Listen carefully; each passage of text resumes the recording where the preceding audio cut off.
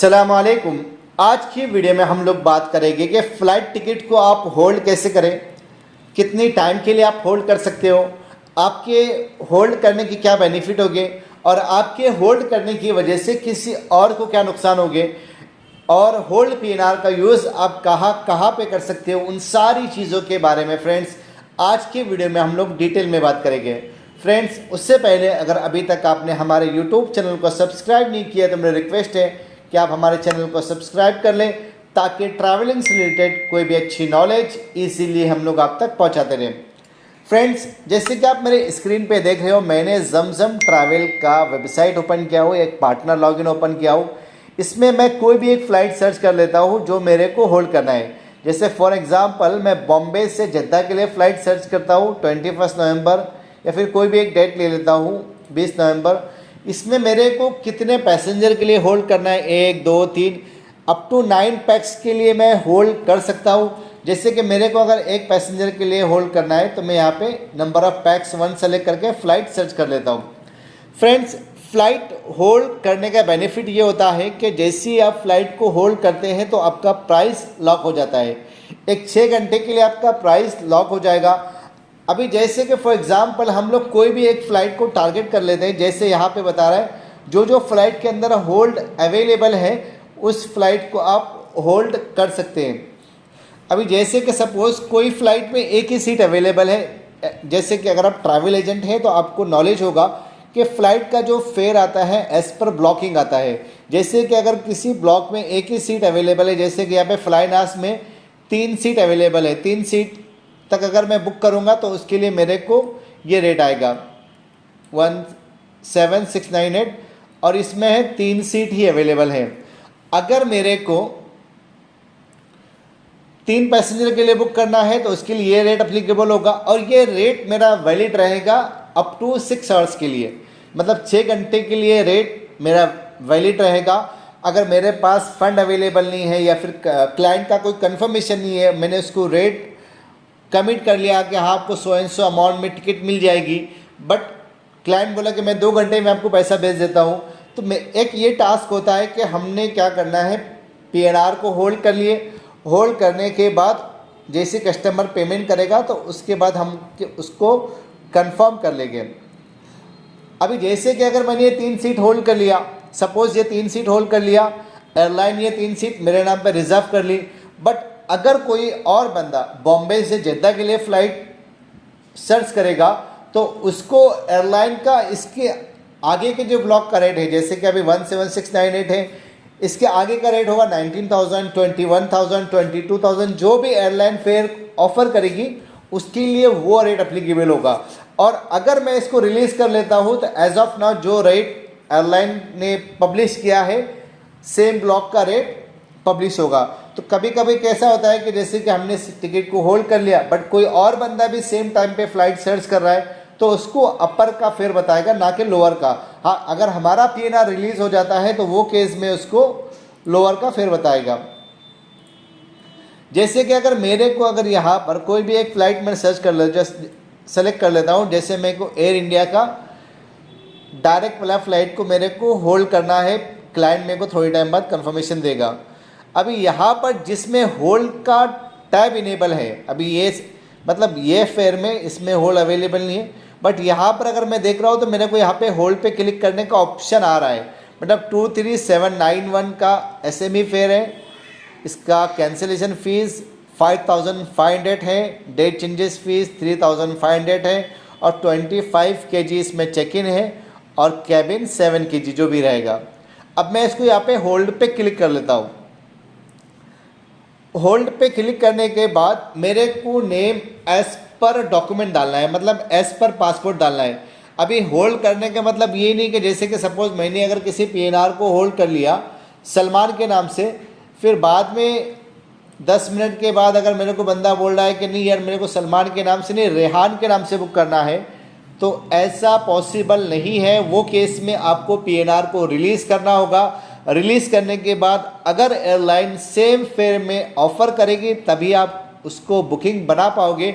अगर airline same fair में नहीं, ये कुछ डिफरेंट फेयर में देती है तो आपको उसी फेयर में परचेज़ करना होगा। जैसे कि सपोज़ मैं अभी एक टेस्टिंग के लिए सलमान के नाम से कर लेता हूँ। डिटेल मेरे को प्रॉपरली एज पर पासपोर्ट के हिसाब से डालना है। पासपोर्ट की expiry date, email ID, mobile number हम लोग बाद में भी चेंजेस करा सकते हैं, बट मेक श्योर करिएगा आप प्रॉपर ही डालें तो बाद में चेंजेस का झंझट ना हो कुछ।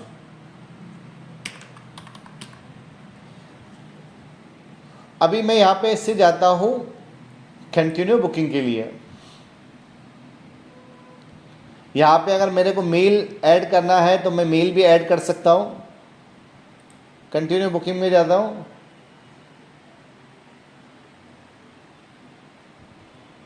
अभी यहाँ पे रिव्यू आइटनरी, मतलब मैंने पहले टोटल देख लेना है कि भाई मेरा एयर इंडिया है बॉम्बे जद्दा 20/11 की फ़्लाइट है, passport number so and so है। रिव्यू आइटनरी पे अगर मैं जाता हूँ तो यहाँ पर मेरे को एक होल्ड का ऑप्शन आएगा। 2 मिनट क्यों नहीं आ रहा है? यहाँ पे ये होल्ड का ऑप्शन है।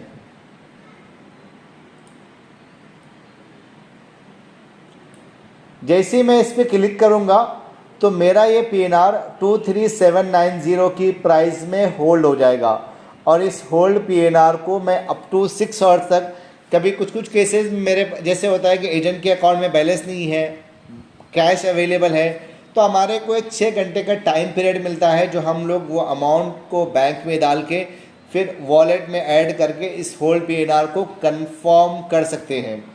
जैसे कि सपोज़ मेरे को अगर इसको होल्ड करना है तो मैं यहाँ पे होल्ड पे क्लिक कर लूँगा तो ये PNR होल्ड हो जाएगा। हाँ, अगर आप PNR को होल्ड करके रिलीज़ करना भूल जाते हो तो आपको एक ADM चार्जेस अप्लीकेबल होगा, जो एयरलाइन अलाउ कर। एयरलाइन अगर बोलती है कि हाँ नहीं आपने ये होल्ड किया बट आपने बनाया नहीं, एयरलाइन हम लोग इसको रीओपन करते थे सेल के लिए।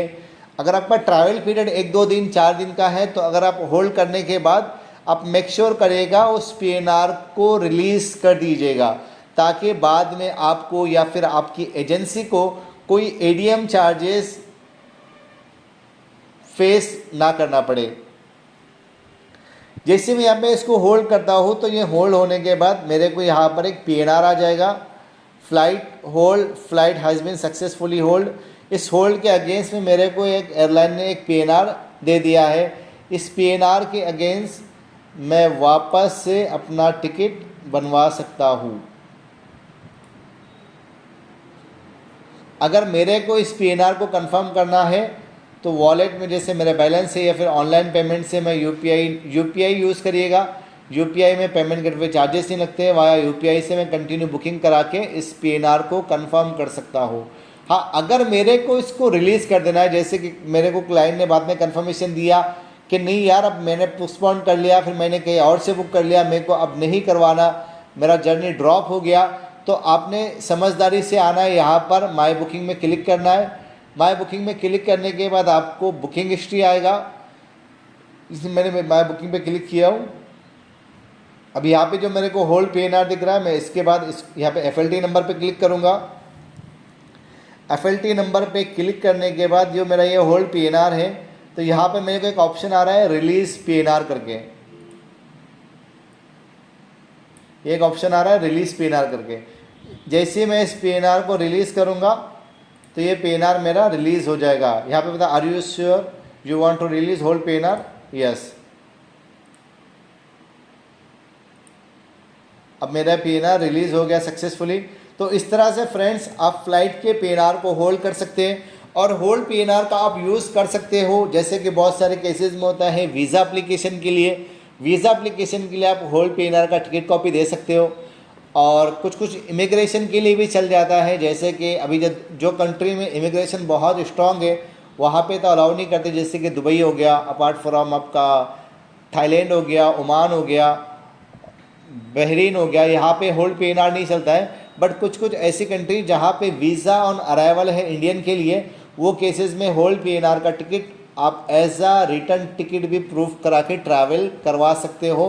बट इसमें सब्जेक्ट टू रिस्क है, वो आप अपने रिस्क पे करिएगा, या फिर आप कंफर्म अपना एक टिकट ले लीजिएगा, फिर बाद में उसको कैंसिल कर दीजिएगा।